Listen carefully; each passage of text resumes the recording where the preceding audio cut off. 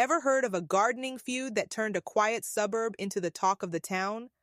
This is the wild tale of how one passionate gardener transformed a grumpy neighbor's perfect lawn into a swamp and became a local legend in the process. This is the story of how my battle with a neighbor over my beloved garden led me to transform his pristine yard into a swamp, and in the process, I became a local legend. It all started when I moved into a new house which came with a small but charming garden. Gardening quickly became my passion, and I spent months turning that space into a blooming paradise, full of flowers and a few veggies. My neighbors seemed to appreciate the view, all except one. Let's call him Grumpy Greg. Grumpy Greg was the kind of guy who took too much pride in his perfectly manicured lawn, the type that looks more like a golf course than a yard. He despised my garden, calling it untidy and an eyesore that attracted pests. I tried to reason with him, offered to keep it more contained, even suggested setting up a small fence, but no, Greg wanted it gone. One morning, I woke up to find most of my garden destroyed. Flowers uprooted, veggies trampled, and my small bird bath smashed. I knew it was Greg. No proof, but who else would it be? I was furious, heartbroken, but then, inspiration struck.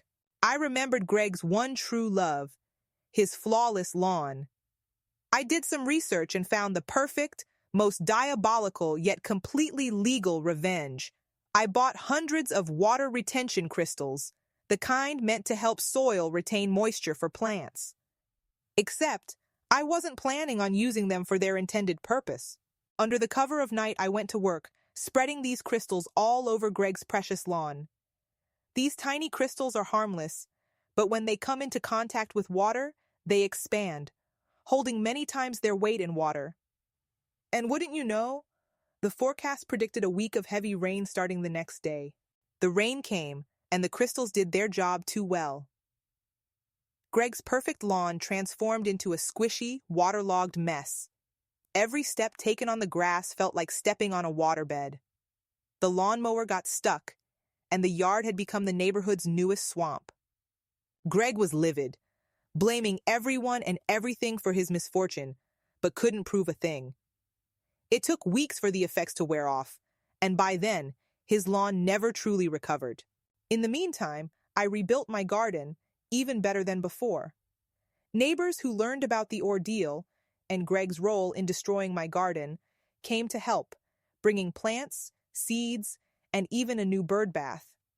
My garden became a symbol of the community, a place where neighbors would stop by to chat and admire the flowers. As for Greg, he became a lot less grumpy, especially after I casually mentioned how unpredictable gardening can be and how it's important to have good relationships with your neighbors. He got the message loud and clear.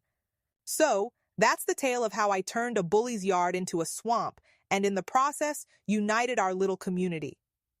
Sometimes a bit of creative thinking and a whole lot of water retention crystals is all it takes to stand up to a bully and come out on top.